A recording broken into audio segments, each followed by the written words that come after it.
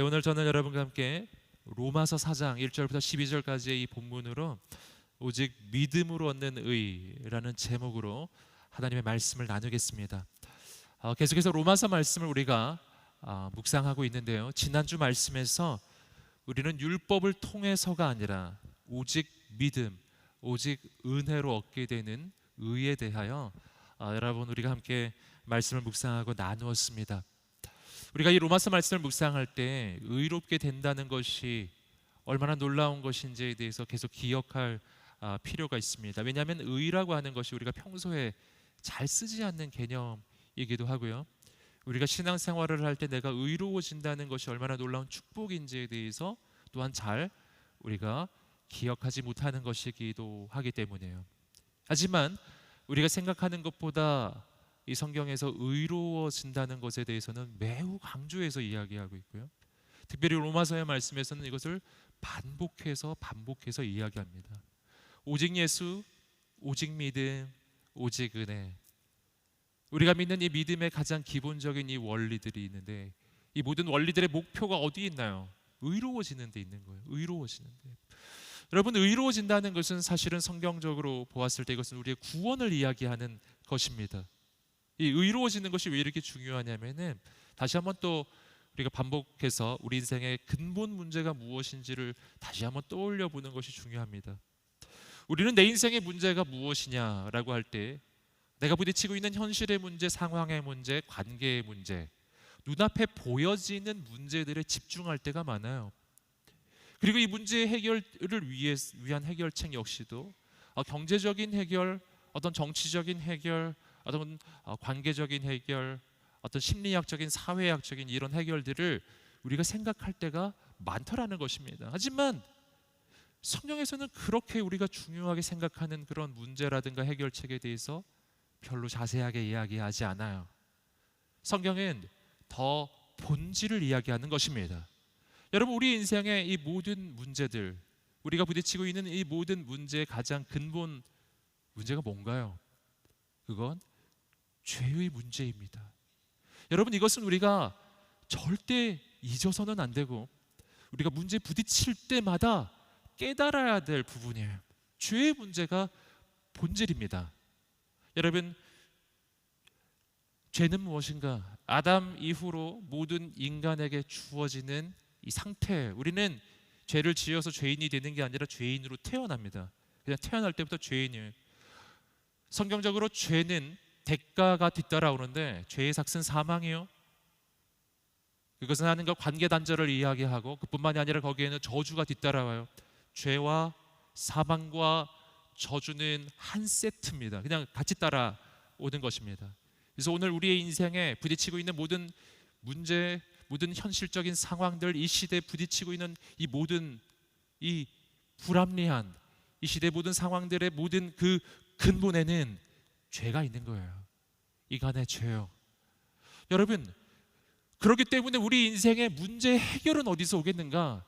죄 문제 해결에서 오는 것입니다. 죄 문제 해결이에요. 죄 문제는 어떻게 해결되죠? 딴 길이 없습니다. 오늘 말씀에도 나오는데요, 죄 문제 해결은 다른 방법이 없어요.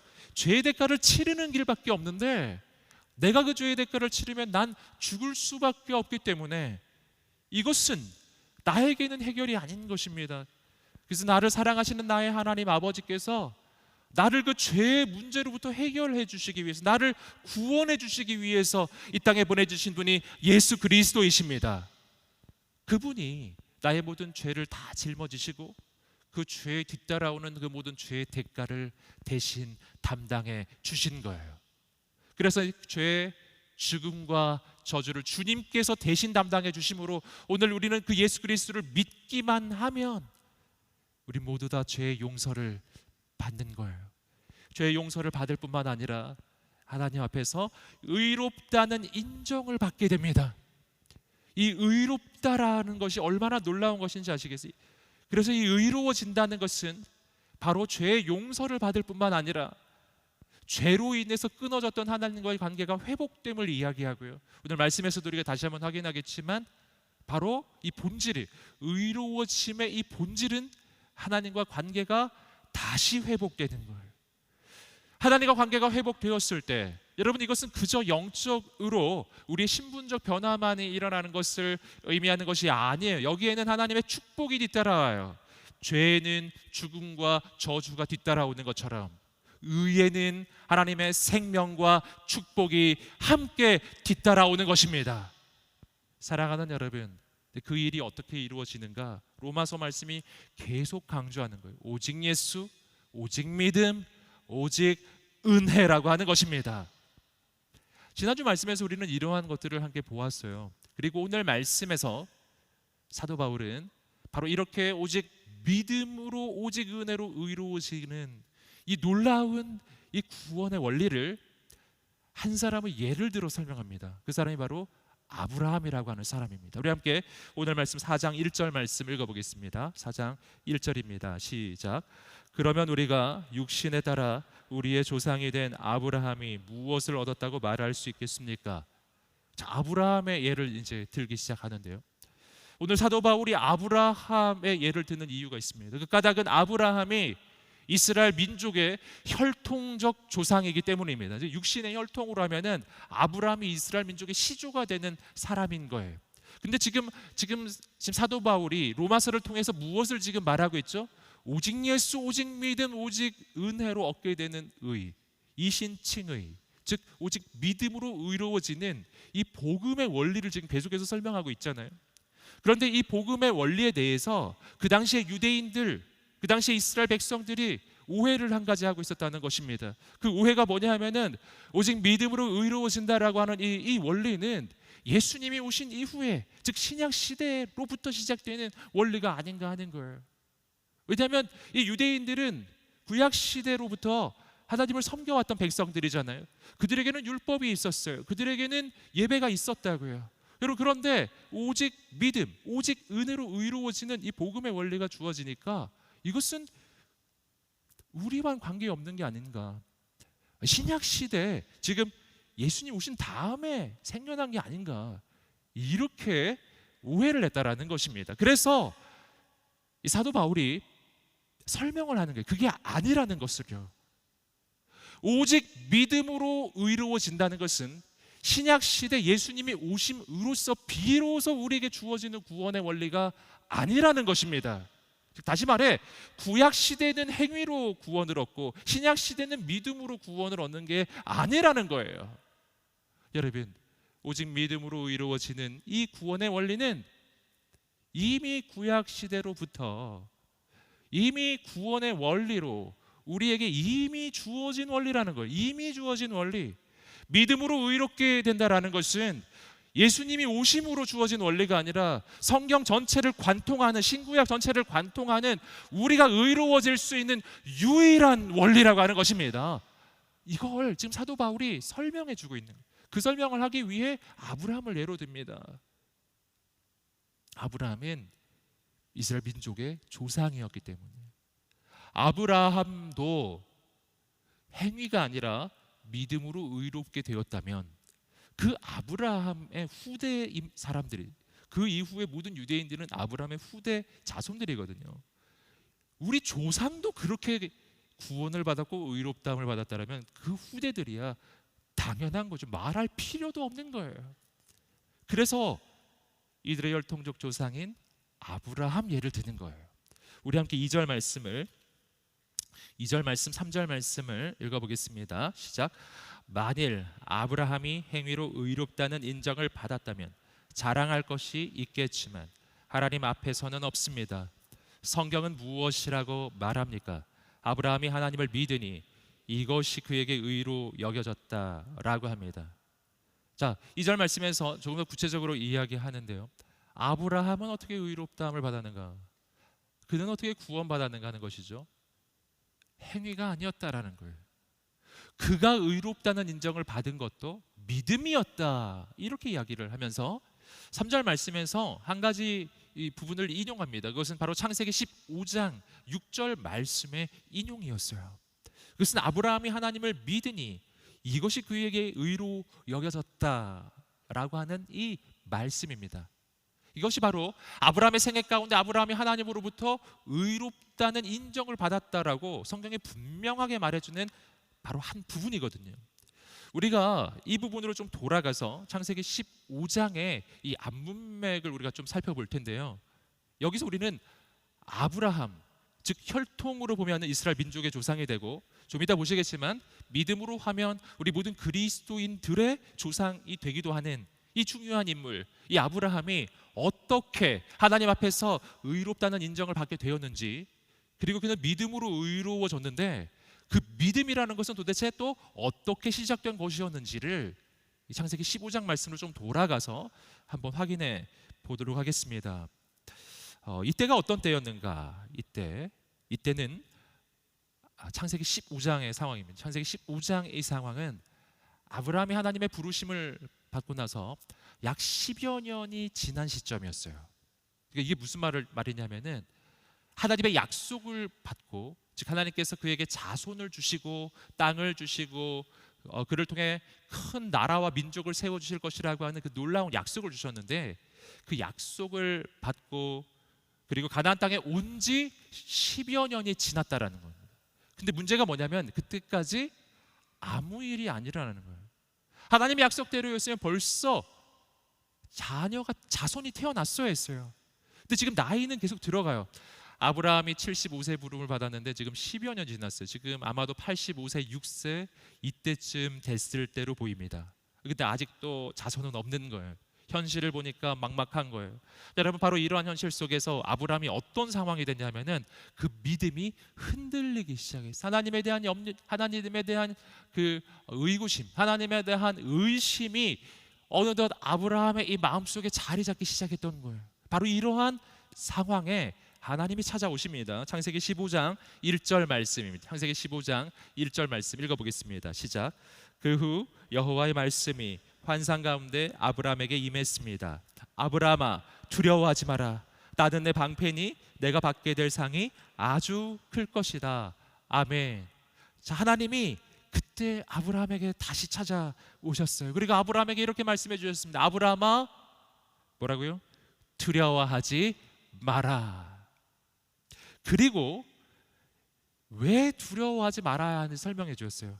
나는 내 방패니. 할렐루야. 하나님께서 우리의 방패이십니다. 이 하나님의 음성을 들으세요.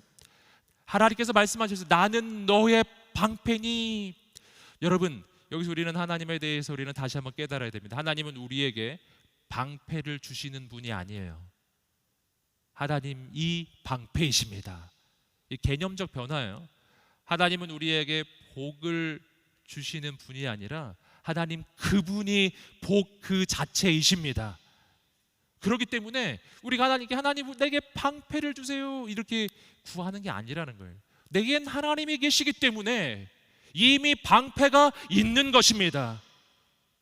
하나님 저에게 복을 주세요 이럴 게 아니라는 거예요. 내게 하나님이 임하셨기 때문에 이미 복을 받은 것입니다.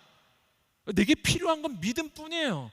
그 하나님이 나에게 방패가 되심을 믿는 순간 하나님은 악한 마귀의 모든 공격으로부터 나를 보호해 주시는 방패로서 우리 인생에 존재하기 시작하실 것입니다. 하나님이 방패라고요. 말씀해 주셨어요. 내가 받게 될 상이 아주 클 것이다. 할렐루야. 여러분, 지금 하나님이 어떤 상황에서 아브라함을 찾아오셨죠? 아브라함이 하나님을 의심하고 있는 상황이었어요. 아브라함의 하나님에 대해서 불평과 불만으로 그의 마음이 가득한 바로 그때 하나님이 아브라함을 찾아오셨던 거예요. 그런데 놀랍게도 하나님께서는 아브라함의 믿음 없음을 지적하지 않으시더라는 거예요. 아브라함이 하나님을 지금 의심하고 있었는데요. 근데 그 아브라함의 그 내면적 문제에 대해서 하나님이 지적하지 않으셨어요. 그 대신 하나님 뭐를 해주셨죠? 격려를 해주셨어요. 아브라함아, 두려워하지 마라. 내가 너의 방패란다. 여러분, 이게 무슨 말인가요? 이런 말이에요. 아브라함아, 현실을 바라보면서 절망하지 말아라. 너에게는 내가 있지 않니? 사랑하는 여러분, 오늘 하나님이 여러분에게 해주시는 말씀이에요. 여러분, 우리가 믿음 생활을 하다 보면 아브라함처럼 절망에 부딪히는 순간이 있거든요.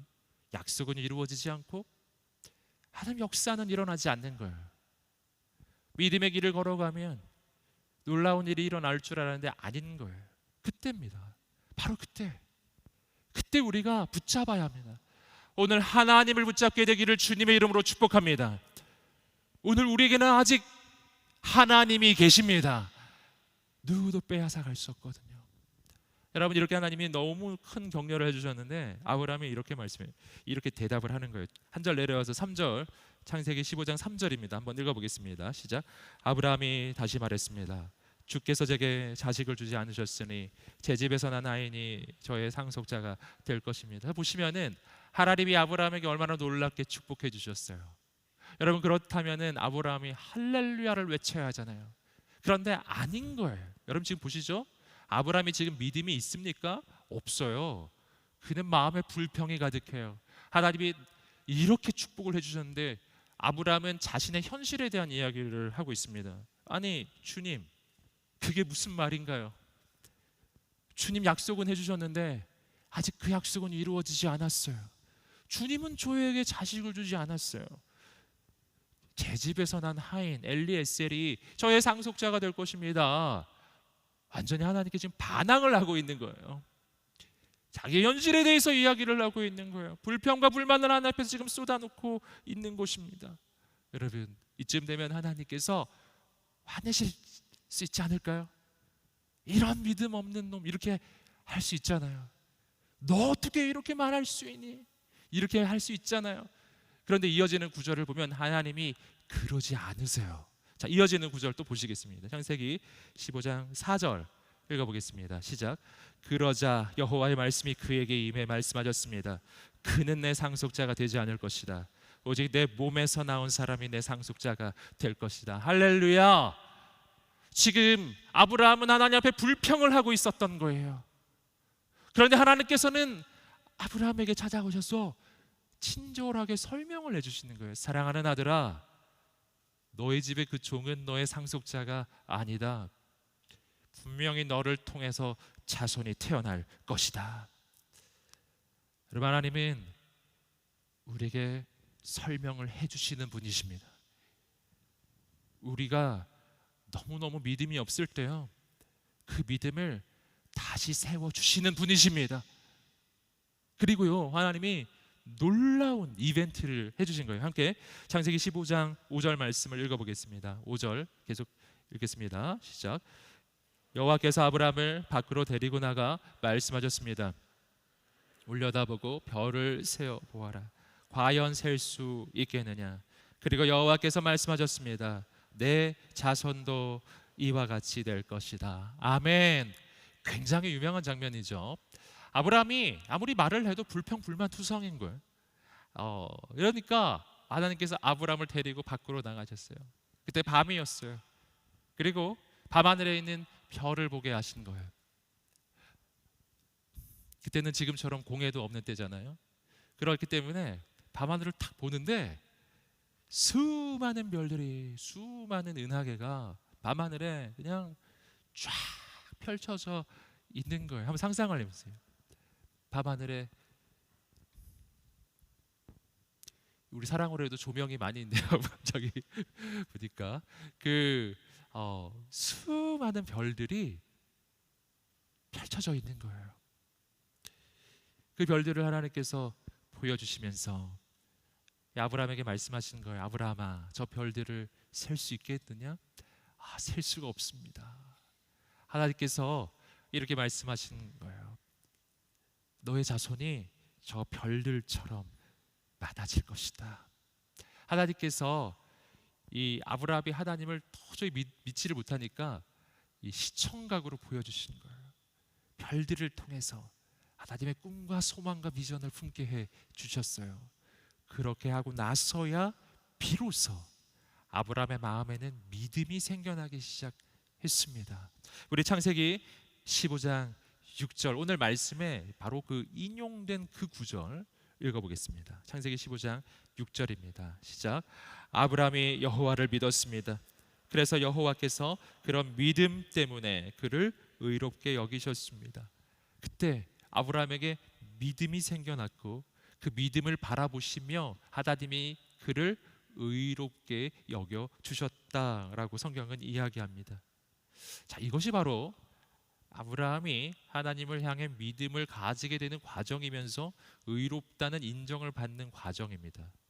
여러분, 이 과정 속에서 우리는 믿음에 대해서 중요한 사실 한 가지를 깨달을 수가 있습니다. 그게 뭐냐면은 믿음은 나의 결심으로 생겨나는 것이 아니라 하나님의 은혜로 주어지는 것이라는 사실이에요. 믿음은 나의 결심이 아니라 하나님의 은혜로 내게 주어지는 것이다.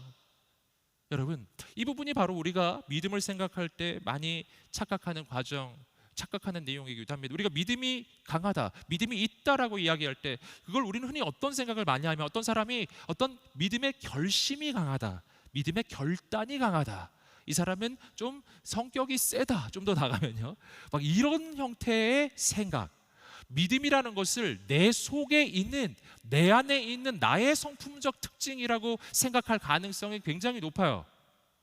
여러분, 그러면서 내가 믿음이 약해 이렇게 자꾸 생각을 하는 것입니다. 그리고 내 결심을 강하게 하는 게 믿음이 강해지는 것이라고, 그래서 내가 결심을 하면 믿음이 강해지는 것이라고 이렇게 생각할 가능성이 되게 많아요. 하지만 여러분, 오늘 말씀에서 잘 보십시오.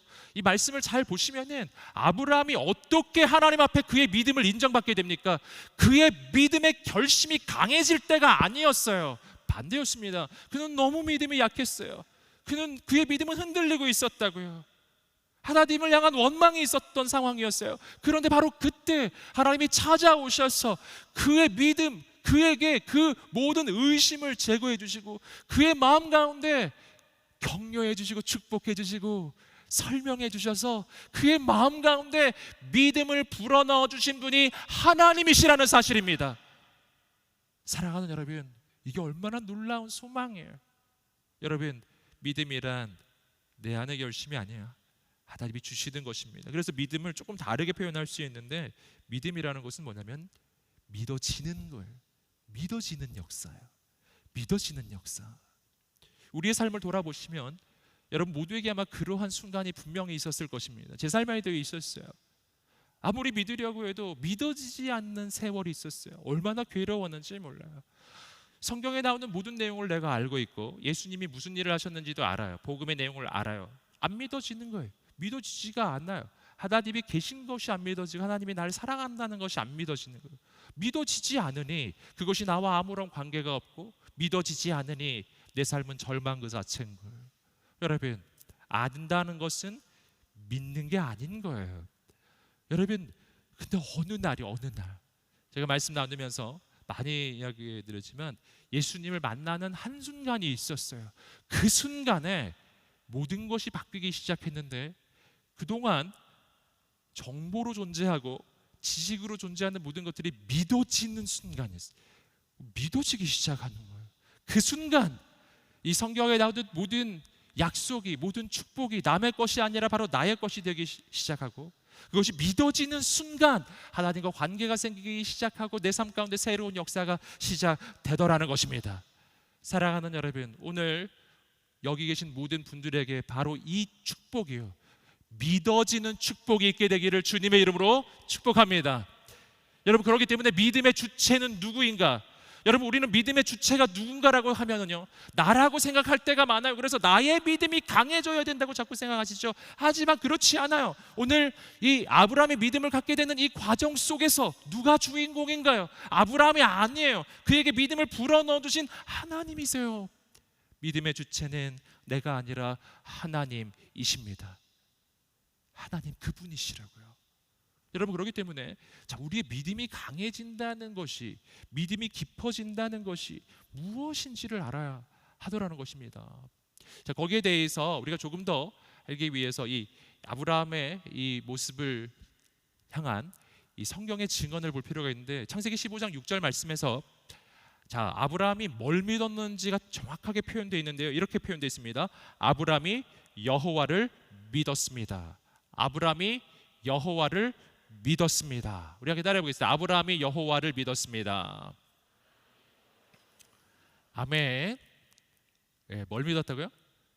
하나님 믿었대요. 여기서 우리가 조금 더 생각할 것은 뭐냐면은 바로 이 믿음의 대상이에요. 자, 우리가 믿는다고 할 때요, 이 믿음은 주체가 중요해요. 주체가 하나님이세요. 그럼 믿음의 대상은 누군가? 믿음의 대상이 무엇인가? 믿음의 대상도 하나님이십니다.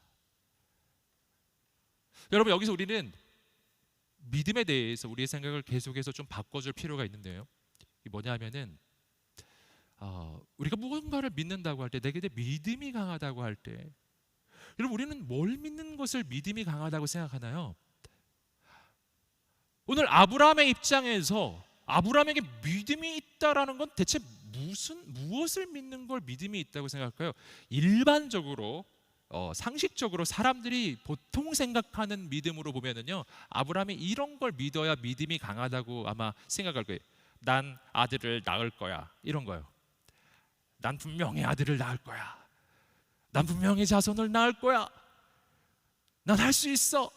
여러분, 이렇게 생각을 아주 확고하게, 아주 자기 신념이 아주 강하게 그 마음을 품고 있으면, 여러분, 그러면 그거 믿음이 좋은 거라고 사람들은 생각할 것입니다. 여러분, 그러나 오늘 말씀에서 뭐라고 말해요? 뭘 믿는 거예요? 지금 아브라함은 하나님께서 아들을 주실 거라고 믿는 것이 아닙니다. 그렇지 않습니다. 여러분, 믿음이란 어떤 사건을 믿는 게 아니에요. 믿음이란 어떤 기적이 일어날 것이라고 내가 확고히 믿는 게 아닙니다. 그런 게 아니라는 걸 우리는 분명히 알아야 돼요. 성경은 그런 걸 믿음이라고 이야기하지 않는 거예요. 뭘 믿는 게 믿음이에요? 아브라함은 여호와를 믿었습니다. 아멘. 사랑하는 여러분, 우리에게 하나님을 향한 믿음이 있게 되기를 주님의 이름으로 축복합니다. 내게 어떤 일이 일어날 거라고 믿는 게 아니라고요. 하나님 그분을 믿는 거예요. 하나님 그분을 믿는 거예요. 여러분, 이 믿음이 믿음의 본질입니다. 하나님이 나를 사랑하시는 것을 믿는 거예요. 하나님의 성품을 믿는 거예요. 하나님이 선하심을 믿어요. 하나님은 신실하셔서 그분의 계획을 이루실 것을 믿는 거예요. 하나님은 신실하시기 때문에 그분의 언약을 이루실 것을 믿는 거예요. 하나님은 전능하시기 때문에 내 삶에 어떠한 문제가 있든지 어떤 상황이 있든지 간에 그 모든 것을 넘어서서 하나님은 이 모든 것을 이루실 수 있다고 믿는 것입니다. 우리는 하나님을 믿는 것입니다. 사랑하는 여러분, 우리에게 그 믿음이 있게 되기를 주님의 이름으로 축복합니다. 여러분, 믿음이란 내 결단이 강해지는 것이 아니에요. 믿음이란 하나님을 향한 신뢰가 깊어지는 거예요. 그분의 성품을 믿는 거라고요. 여러분, 믿음의 대상은 바로 하나님 그분이십니다. 바로 그때 하나님이 이것을 그의 의로 여겨 주신 거예요. 여러분, 여기서 우리가 조금 더 이 믿음과 의로워지는 상황에 대해서, 상태에 대해서 조금 더 묵상해 보겠습니다. 하나님께서 뭐를 의롭다고 보셨다고요? 오늘 말씀을 보니까 이렇게 돼 있어요. 아브라함이 하나님을 믿으니 이것이 그에게 의로 여겨졌다. 아브라함이 하나님을 믿으니 그것이 곧 그의 의로 여겨졌더라. 저는 이 부분을 묵상할 때 평소에 우리의 생각하고 조금 이 포인트가 좀 다르다는 것을 느꼈어요. 뭐냐면 우리는 평소에 어떻게 생각하냐면은 내가 하나님을 믿으면 그러면 내가 의로워진다. 그러니까 믿음의 결과로 인해서 내가 의로워진다. 이렇게 생각을 많이 해요. 즉 믿음의 상태와 의로워지는 상태를 별개로 믿음이 원인이 되고 의로워지는 것이 결과가 되는 것으로 이렇게 우리 많이 생각하지 않습니까? 그런데 자, 오늘 말씀은 그렇게 말하고 있지 않아요. 이 말씀의 뉘앙스를 잘 보세요. 아브라함이 하나님을 믿으니 이것이 그의 의로 여겨졌다. 믿음의 결과로 내가 의로워지는 것이 아니라 내가 하나님을 믿고 있을 때 믿고 있는 상태 자체가 의로운 상태예요. 함께 따라해 볼까요? 하나님을 믿는 상태 자체가 바로 의로운 상태입니다. 아멘. 이 부분이 아주 중요해요. 믿음의 결과로 의가 주어지는 게 아니라 내가 하나님 믿고 있을 때요, 그때가 그 상황, 그 상태 그대로 의로운 거예요. 여기서의 의는 도덕적인 의를 이야기하는 것이 아닙니다. 이것을 우리가 자꾸만 착각을 하게 되는 것입니다. 성경에 말하는 하나님 앞에서 의라고 하는 것은 도덕적 의의 그 소극적 개념이 아니라 영적인 의미에서 바로 하나님과의 올바른 관계 속에 내가 있는 거예요. 바로 그 하나님과의 올바른 관계가 무슨 관계죠? 하나님을 내가 신뢰하고 있는 상태인 거예요. 여러분, 여기서 우리는 이 믿음이라는 것이 무엇인지 다시 한번 묵상하게 됩니다. 뭐냐면 믿음이란 어떤 한순간의 나의 어떤 결정이 아닌 거예요. 자, 여기서 우리는 믿음이라는 것은 과정이라는 것을 알게 돼요. 믿음이란 여정입니다. 믿음이란 한순간에 일어나는 일이 아니에요. 믿음이란 내 인생의 아주 긴 시간에 걸쳐서 일어나는 거예요. 사랑하는 여러분, 아브라함은 믿음의 조상이라고 불리는 사람이에요. 그의 믿음은 창세기 15장 6절에서 단 한 번에 완성되는 게 아닙니다. 여러분, 아브라함의 믿음이라는 것은요, 완성의 여정에 있습니다. 그가 부름을 받을 때도 믿음이 있었습니다. 창세기 15장 6절에도 믿음이 있었습니다. 하지만 완성은 아니었어요. 그 믿음은 과정이었어요. 여정이었어요. 믿음이란 무엇인가? 하나님과의 신뢰의 관계예요. 믿음이란 무엇인가? 하나님과 올바른 관계, 올바른 사귐의 관계를 내가 가지고 있는 그 상태, 그것을 믿음의 상태라고 이야기하는 것입니다.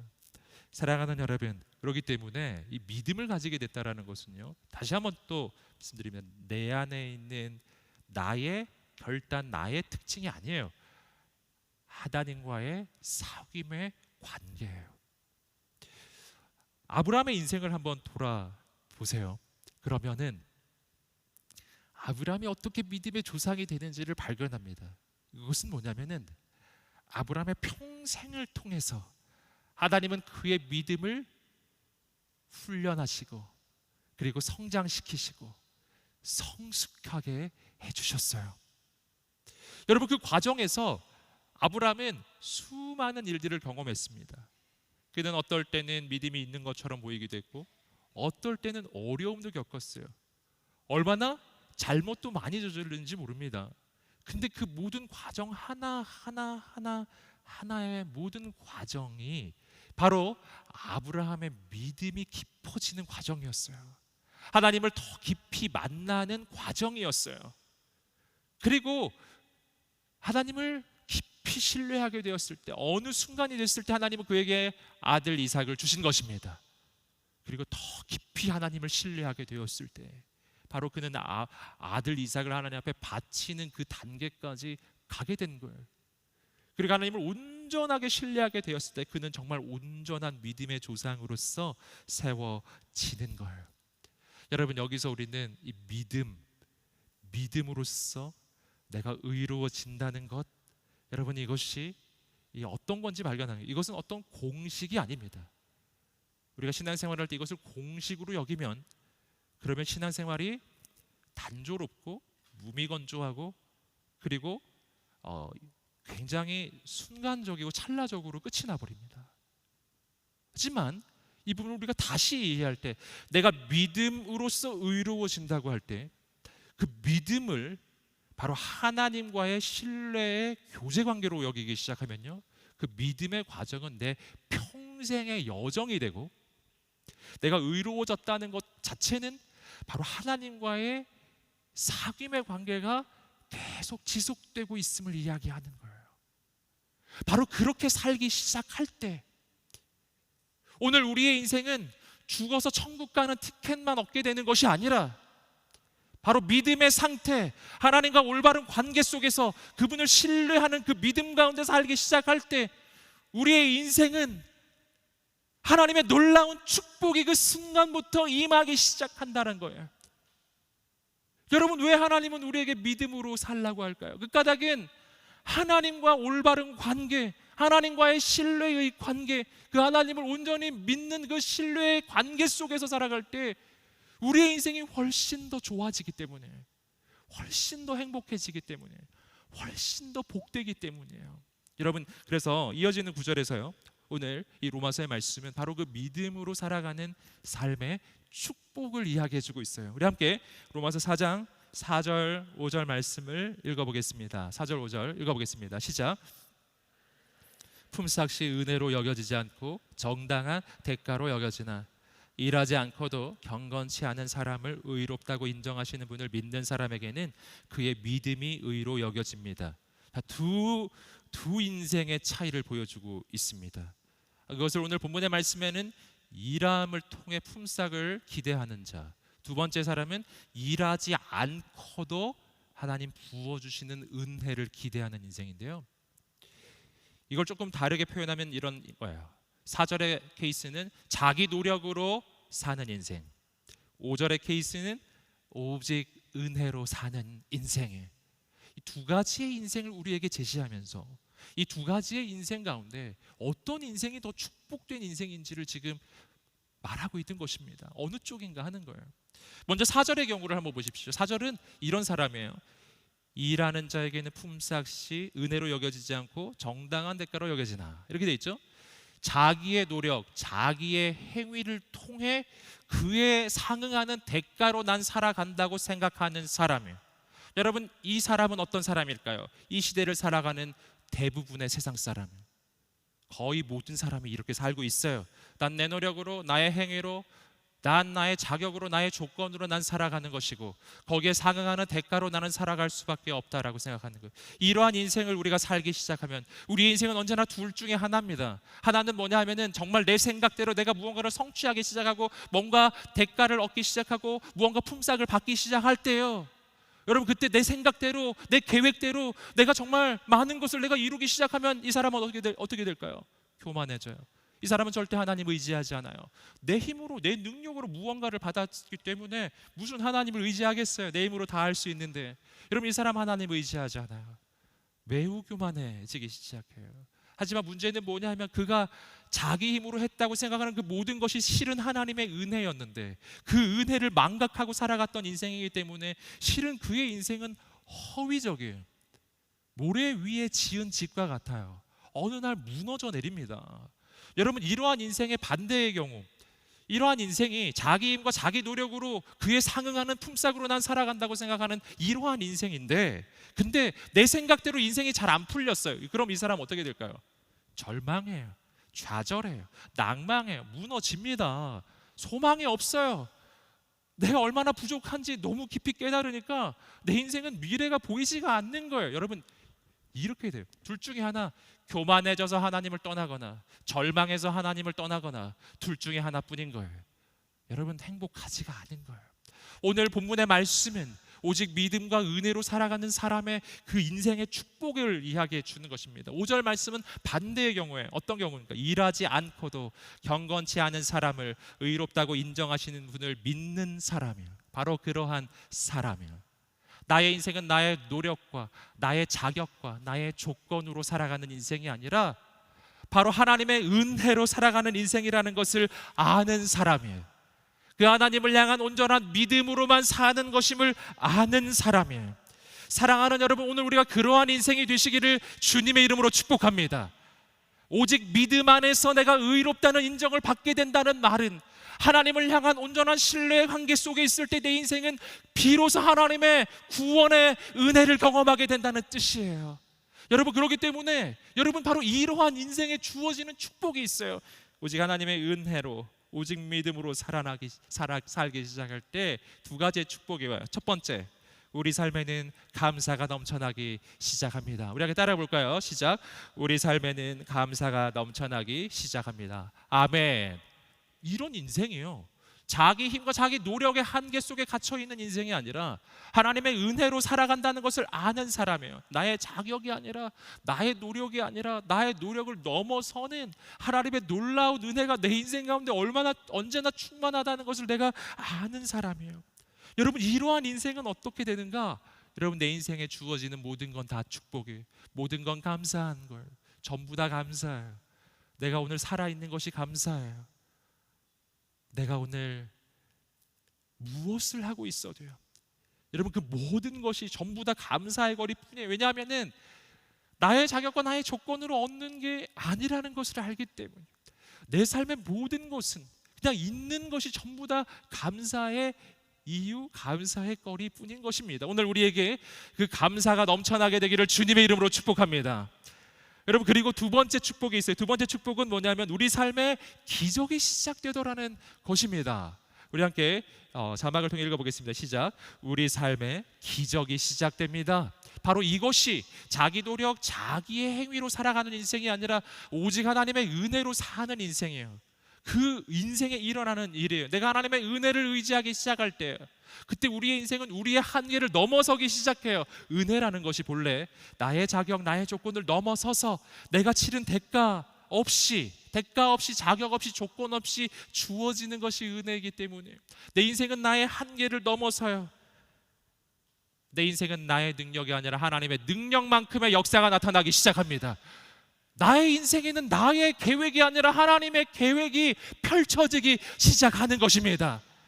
사랑하는 여러분, 오늘 우리가 이렇게 살게 되기를 주님의 이름으로 축복합니다. 이러한 인생은 하나님을 떠날 수가 없는 거예요. 하나님이 없이는 살 수가 없기 때문에 하나님을 의지하는 것입니다. 이러한 인생은 보기에는 연약해 보이지만, 하지만 그를 통해 더욱 놀라운 하나님의 역사가 일어나게 되는 줄 믿습니다. 사랑하는 여러분, 오직 믿음으로 살게 되기를 주님의 이름으로 축복합니다. 오직 은혜로 살게 되기를 주님의 이름으로 축복합니다. 오늘 말씀은 이어서요, 다윗의 예를 들어서 바로 이 은혜로 사는 인생에 대해서 또 말해주고 있습니다. 우리 함께 6절부터 8절까지 말씀 읽어보겠습니다. 시작. 행위와 관계없이 하나님께 의롭다고 인정받는 사람의 복에 대해 다윗도 이렇게 말합니다. 주께서 불법을 용서하시고 죄를 덮어주시는 사람은 복이 있고 주께서 그 죄를 인정치 않으실 사람은 복이 있다. 아멘. 6절부터 8절까지 말씀은 다시 다윗의 예를 들어요. 아브라함, 다윗, 다 이스라엘 민족의 역사 가운데서 매우 존경받는 신앙의 인물들이에요. 오늘 사도 바울은 그걸 이야기하는 겁니다. 아브라함도, 여러분이 존경하는 다윗도 오직 하나님의 은혜로만 사는 사람들이었습니다. 여러분도 은혜로 살아야 합니다. 지금 이걸 이야기하는 거예요. 다윗의 고백은 뭔가? 다윗은 이런 고백을 하고 있어요. 주께서 불법을 용서하시고 죄를 덮어주시는 사람은 복이 있고 주께서 그 죄를 인정치 않으실 사람은 복이 있다. 이것은 뭐냐면은 자격 없이, 조건 없이 죄 용서함을 받는 사람의 은혜인 거예요. 은혜. 여러분, 죄인은 용서를 받는 길밖에 길이 없어요. 다윗이 그 고백을 하고 있었습니다. 그리고 이 고백대로 우리의 죄를 용서해 주시기 위해서 오신 분이 바로 예수 그리스도이십니다. 다윗은 이것을 고백했지만 그 고백이 진정으로 이루어지고 실체가 된 것은 바로 예수님 통해 이루어진 것이었어요. 여러분, 오직 예수, 오직 믿음, 오직 은혜라는 거예요. 그리고 이어지는 구절에서 사도 바울은 이 할례의 예를 들어서 한 가지 더 중요한 이야기를 해줍니다. 우리 함께 11절 12절 말씀 읽어보겠습니다. 11절 10절 말씀입니다. 10절 말씀 읽어보겠습니다. 10절 말씀 읽어보겠습니다. 시작. 그러면 이것이 어떻게 의로 여겨졌습니까? 그가 할례를 받은 때입니까? 아니면 할례를 받지 않은 때입니까? 할례를 받은 때가 아니라 할례를 받지 않은 때입니다. 자, 10절 말씀에서 말해주는 것은 뭐냐면 할례를 예를 드는데, 이 할례를 굳이 집어서 이야기하는 이유는 이 할례가 바로 율법의 행위의 대표적인 예였기 때문입니다. 할례라고 하는 것은 바로 몸에 새기는 이스라엘 민족의 표시죠. 몸에 새김으로써 내가 하나님의 선택받은 백성이라는 것을 표시하는 것인데, 자, 여기서 중요한 게 뭐냐면은 이스라엘 백성들이 자신의 마음이 어떠하든지 인생이 어떠한지 행위가 어떠하든지 간에 이 할례만 하면, 그러면은 나는 하나님의 택한 백성이 되고 나는 하나님께 의로운 자가 된다라고 이렇게 착각을 하고 있었던 거예요. 이걸 조금 더 확대하면 나의 행위로 내가 하나님 앞에서 의롭다는 인정을 받을 수 있다고 그렇게 생각했던 것입니다. 바로 그러한 상황 속에서 이 사도 바울은 말하는 거예요. 할례가 아니다. 할례가 아니라 하나님을 향한 믿음과 은혜로 우리는 의롭다는 인정을 받게 된다. 이것을 말하고요. 이것이 오늘 우리의 인생에 주는 굉장히 특별한 의미가 있습니다. 그 의미가 11절 12절 말씀에서 설명됩니다. 우리 함께 마지막 11절 12절 말씀을 읽어보겠습니다. 시작. 그가 할례의 표를 받은 것은 할례를 받지 않은 때에 얻은 믿음의 의를 확증하는 것이었습니다. 이는 아브라함이 할례 받지 않은 사람으로서 믿는 모든 사람들의 조상이 돼 그들도 의롭다는 인정을 받게 하려는 것이었습니다. 그는 또한 할례 받은 사람의 조상이 됐습니다. 곧 할례를 받았을 뿐 아니라 우리 조상 아브라함이 할례를 받지 않은 때에 가졌던 믿음의 발자취를 따르는 사람들의 조상이 됐습니다. 아멘. 자, 이 말씀에서 오늘 사도 바울은 매우 중요한 한 가지 이야기를 해줘요. 아브라함은 그가 의롭다는 인정을 받았던 그때가 할례를 받기 전이었다는 거예요. 할례를 받기 전, 아까 믿음으로 의롭다함을 받았던 때는 창세기 15장입니다. 그런데 아브라함이 할례를 받은 사건은 창세기 17장에 나와요. 그 뒤에 나오거든요. 그로부터 한 10년 지난 다음 이야기입니다. 그렇기 때문에 아브라함이 의롭다함을 받은 것은 할례를 받기 전인 거예요. 그렇기 때문에 우리가 의로워지는 것은 육신의 할례 때문이 아니고 나의 행위 때문이 아니고 오직 주님을 향한 믿음 때문임을 말하는 겁니다. 여기서 한 단계 더 갑니다. 한 단계 더 가면 어떻게 되냐면, 그렇기 때문에 아브라함은 육신으로는 이스라엘 민족의 혈통적 조상이 되고, 그는 믿음으로 보면은 믿음으로 의로워지는 모든 예수 믿는 그리스도인들 우리 모두의 조상이 되는 것입니다. 이게 얼마나 중요한 이야기인지 아시겠어요? 이걸 뒤집으면 이렇게 되는 거예요. 우리는 본래 하나님의 약속에서 제외되었던 이방인들인 거예요. 우린 전부 이방인들인 거예요. 우린 다 죽을 수밖에 없는 인생들이었는데, 그러나 믿음으로 의롭게 된다라고 하는 이 놀라운 복음의 이 원리 속에서, 이 구원의 원리 속에서 우리는 믿음으로 아브라함의 자손이 된다는 것입니다. 할렐루야. 여러분, 혈통적인 아브라함의 자손은 우리는 아닙니다. 하지만 믿음 안에서 우리는 모두 다 아브라함의 자손으로 바뀌어요. 우리는 혈통적으로는 이스라엘이 아닙니다. 하지만 예수 안에서 우리는 모두 다 영적인 이스라엘로 바뀌는 줄 믿습니다. 그렇기 때문에 그 순간 여러분, 아브라함에게 주셨던 그 모든 축복의 약속들이, 아브라함의 자손을 향해 하나님께서 주셨던 그 축복의 약속이 있거든요. 바로 아브라함의 자손을 통해서 천하 만민이 복을 얻게 된다는 이 놀라운 약속 말입니다.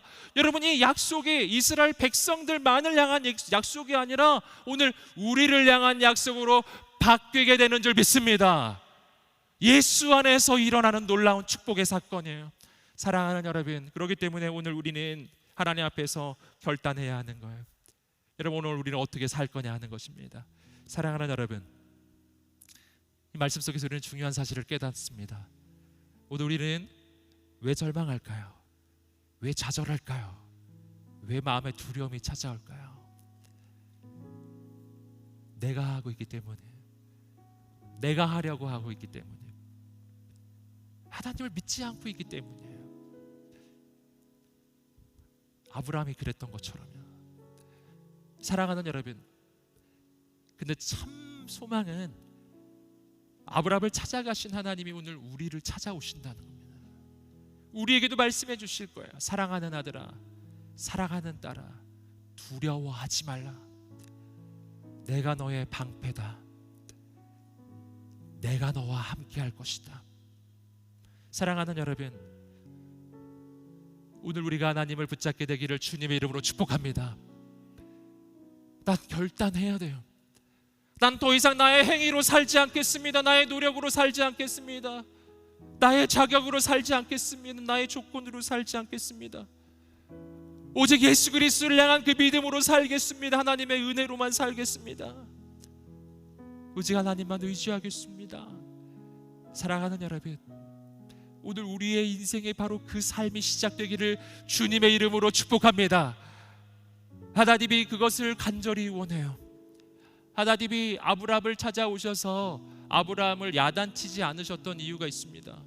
그 까닭은 하나님께서 아브라함의 연약함을 이해하셨기 때문이에요. 그가 얼마나 부족한지 이해하셨기 때문에 하나님이 여러분을 이해하십니다. 당신을 이해하십니다. 하지만 하나님은 안타까워하실 거예요. 더 이상 그렇게 살진 말아라. 더 이상 그렇게 살지 말아라. 더 이상 너의 노력으로, 너의 힘으로 살려고 하지 말아라. 이젠 좀 은혜로 살아가라. 이제는 하나님을 신뢰해라. 이제는 하나님을 좀 믿어라. 안타까움입니다. 그게 더 좋기 때문이에요. 오늘 그 주님의 초대 앞에 우리가 응답합시다. 하나님, 지금까지 내가 나의 노력, 나의 행위, 나의 자격으로 살려고 너무나 애썼지만 아버지, 오늘 내가 오직 예수, 오직 믿음, 오직 은혜로 살게 하여 주옵소서. 자격 없고 조건 없는 자에게 은혜 베푸시는 그 하나님을 바라보게 하여 주시옵소서. 오직 하나님의 은혜로만 살아갈 때 하나님께서 부어주시는 놀라운 축복의 삶이 우리의 삶에 시작되게 하여 주시옵소서. 간절히 그러한 고백과 간절히 하나님을 향한 갈망이 있는 모든 분들, 우리 함께 자리에서 일어나 보시겠습니다. 그리고 우리 하나님 앞에 우리의 마음을 올려드리면서 기도합시다. 하나님, 내가 오늘 하나님의 은혜로만 살게 하여 주시옵소서. 오직 하나님을 향한 믿음으로만 살게 하여 주시옵소서. 이 시간 예수 그리스도를 명하니 모든 두려움이 떠나갈지어다. 낭망함이 떠나갈지어다. 내 삶 가운데 하나님을 향한 모든 불신앙이 떠나갈지어다. 하나님을 향한 믿음으로, 오직 하나님의 은혜로, 자격 없고 조건 없는 자에게 부어주시는 하나님의 놀라우신 축복만 의지하는 하나님의 사람으로 살게 하여 주시옵소서. 우리 하나님 앞에 두 손을 들고 주여 보내주시며 기도하겠습니다. 주여, 거룩하신 하나님 아버지, 은혜를 내려주시옵소서. 사람들은 변하여도 나는 주를 섬기리. 거룩하신 하나님 아버지, 오늘 우리가 하나님만 바라보게 하여 주시옵소서. 오직 하나님만 신뢰하게 하여 주시옵소서. 하나님만 붙잡게 하여 주시옵소서. 모든 어둠의 권세들을 묶임을 놓고 떠나갈지어다. 하나님만 바라볼지어다. 하나님만 의지할지어다. 하나님만 붙잡을지어다. 사람 앞에 서지 아니하고 오직 하나님 앞에 서는 믿음의 사람이 되게 하여 주시옵소서. 오하라리. 아멘. 주의 놀라운 일, 놀라운 역사를 이루셔서 하나님을 사모해 나가는 모든 영혼들, 모든 심령들 가운데 아버지 행하여 주시옵소서. 아버지 역사하여 주시옵소서. 주여, 주여, 주여, 주여, 붙잡아 주옵소서. 믿음으로 내가 살리라. 거룩하신 하나님, 은혜를 내려 주옵소서. 오직 하나님만 바라보게 하여 주시옵소서. 하나님을 향한 온전한 믿음 가운데 살게 하여 주시옵소서. 하나님을 향한 은혜로 살게 하여 주시옵소서. 주여, 주여, 주여.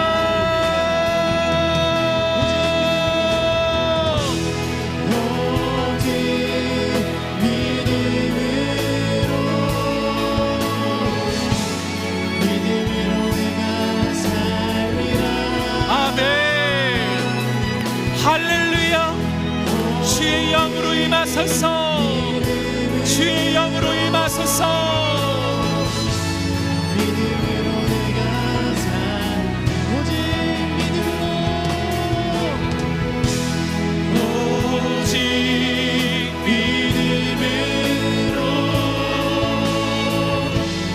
믿음으로 내가 살리라. 오직 믿음으로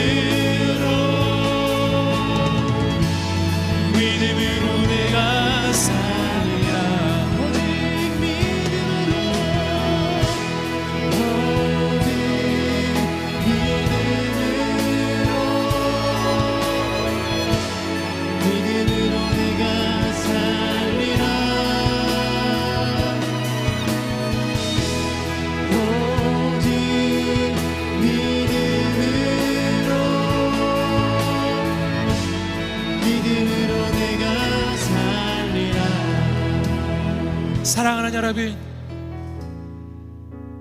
오늘 우리는 말씀을 통해서 믿음도 내 안에서 시작하는 게 아닌 것을 보았어요.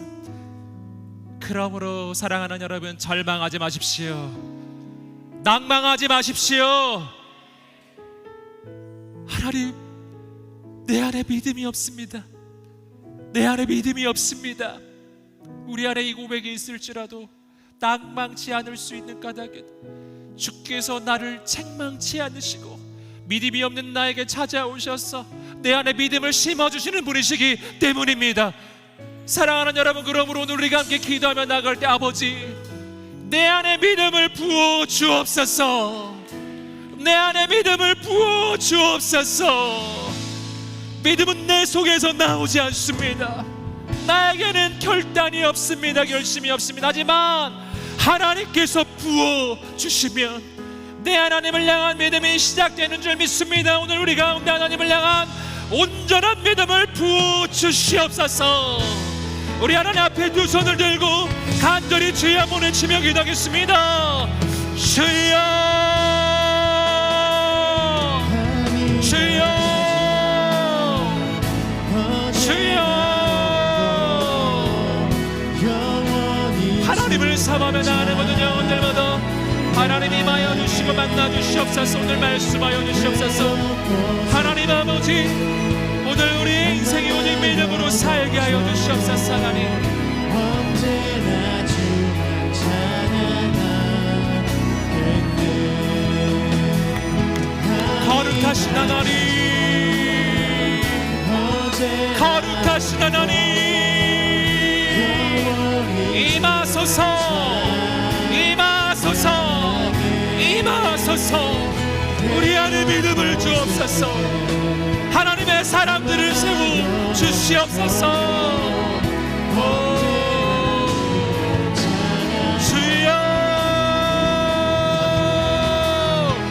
주여, 임하소서, 임하소서, 임하소서.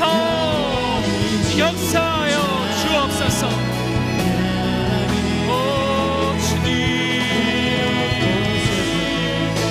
거룩하신 하나님, 우리 가운데 하나님의 새로운 믿음을 부어 주시옵소서. 신실하신 하나님, 도와주옵소서. 역사하여 주옵소서. 은혜를 내려 주옵소서.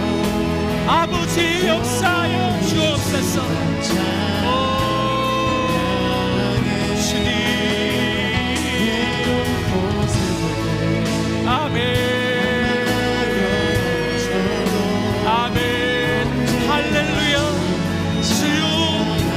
온전한 믿음을 부어 주옵소서. 온전한 믿음을 부어 주옵소서. 어제나 오늘도 영원히 주만 찬양하게. 아멘. 주님, 한밤하여 넘어져도 언제나 주만 찬양하게.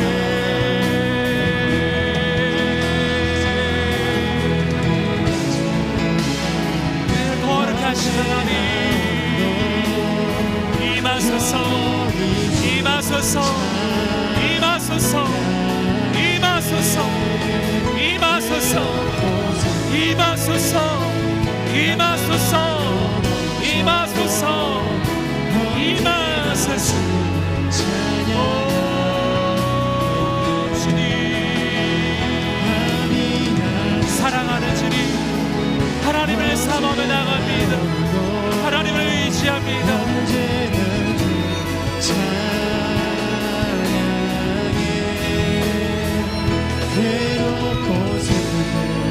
거룩하신 하나님, 주의 영광으로 임하소서. 주의 영광으로 임하소서. 예배합니다. 찬양합니다. 주님만 거룩하신 하나님, 임하소서. 예배합니다. 임하소서. 찬양합니다.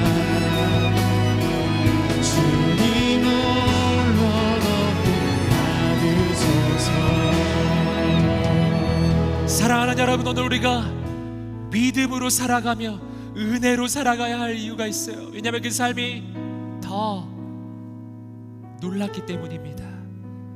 하나님이 우리를 그 삶으로 초대하는 것입니다. 더 이상 나의 행위로 살지 않게 하여 주시옵소서. 더 이상 나의 자격으로 살지 않게 하여 주시옵소서. 오직 은혜로 살게 하여 주옵소서. 오직 믿음으로 살게 하여 주옵소서.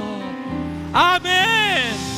나의 모든 자격을 넘어서서, 나의 모든 조건을 넘어서서, 나의 모든 현실을 넘어서서 행하시는 하나님의 놀라운 역사를 보게 하여 주시옵소서.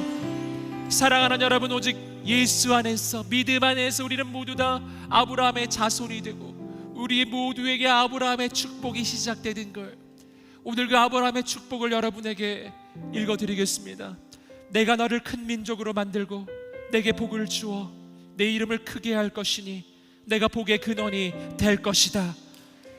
너를 축복하는 사람에게는 내가 복을 주고 너를 저주하는 사람에게는 내가 저주하리니 땅의 모든 족속이 너로 인해 복을 받을 것이다. 아멘. 아멘. 사랑하는 여러분, 오직 예수, 오직 믿음, 오직 은혜 안에서 이 말씀이 우리 모두의 삶에 이루어지기 시작할 것입니다. 우리가 하나님 앞에서 두 손을 들고 기도하며 나갈 때, 사랑하는 여러분, 아브라함의 축복은 그의 인생의 복이 임할 뿐만 아니라 그의 복을 통하여 민족과 열방이 복을 받는 축복이에요. 사랑하는 여러분, 하나님께서 우리를 이 땅의 축복의 통로로 보내십니다. 아버지 하나님 감사합니다. 내가 가는 가정에, 내가 가는 일터에, 내가 가는 직장에, 내가 가는 그곳마다, 학교에, 이 세상에, 이 민족에, 열방에, 이 여름에 나아가는 모든 아울리체 사역지들마다, 선교지들마다 하나님의 축복이 흘러가게 하여 주시옵소서. 나를 그 축복의 통로로 사용하여 주시옵소서. 주께 두 손 들고 주여 세 번의 치며 기도하겠습니다. 주여, 주여, 주여. 아멘. 아멘.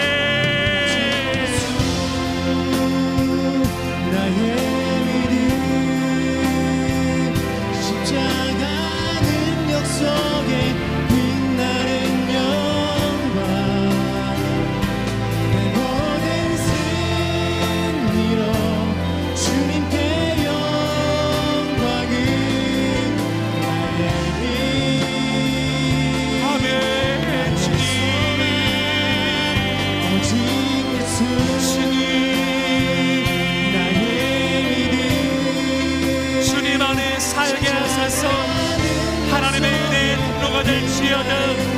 축복의 통로가 될지어다. 하나님의 역사의 통로가 될지어다. 오직 은혜, 오직 믿음으로 살게 하여 주옵소서. 아멘.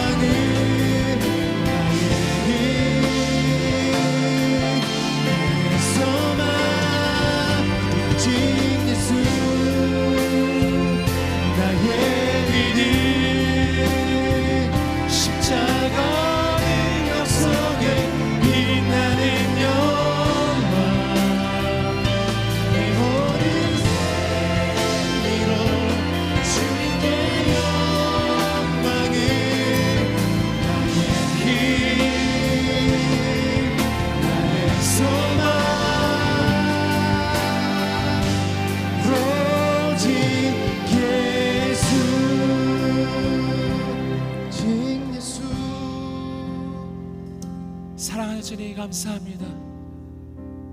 오늘 예수 안에서 우리가 승리케 하옵소서. 오직 믿음으로 승리케 하옵소서. 여기 사랑하는 하나님의 자녀들이 있습니다. 우리가 그 믿음의 여정을 걸어갑니다. 아브라함이 실수하고 때로는 의심했던 것처럼 우리도 부족할 때가 있습니다. 하지만 그때 아브라함을 찾아가셔서 그를 격려하시고 축복하시고 그에게 믿음을 심어주신 하나님, 오늘 우리에게도 찾아오셔서 우리에게 믿음을 부어주시옵소서. 나의 믿음의 주요, 나를 온전케 하시는 이 예수님만 나는 바라봅니다. 오늘 살아계신 하나님 우리 가운데 오셔서 오늘 기다려 나가는 모든 영혼들을 세워 주시옵소서. 우리를 통하여 하나님의 놀라운 일을 이루소서. 우리가 아브라함의 자손으로 부름을 받았습니다. 이 땅의 축복의 통로, 이 땅의 은혜의 통로가 되어 민족과 열방 가운데 하나님의 나라가 임하게 하여 주시옵소서. 우리 가정에, 우리 직장에, 우리 일터에, 이 땅에 하나님의 축복이 흘러가게 하여 주시옵소서. 오 아버지 감사합니다. 자격 없고 조건 없고 부족한 자를 통하여 가장 놀라운 일을 이루시는 하나님을 찬양합니다. 그 하나님께 모든 영광과 존귀와 찬양을 올려드립니다. 우리를 통하여 행하실 살아계신 하나님께 모든 영광을 올려드리며 하나님께 모든 찬양을 올려드리나이다. 아멘 아멘. 주님만 모든 영광을 받아 주옵소서. 하나님 행하소서. 역사하소서. 아멘. 나에게는 예수님밖에 없습니다. 감사하며 예수님의 이름으로 기도드립니다. 아멘. 다시 한번 우리 하나님께 감사의 박수를 올려드리겠습니다.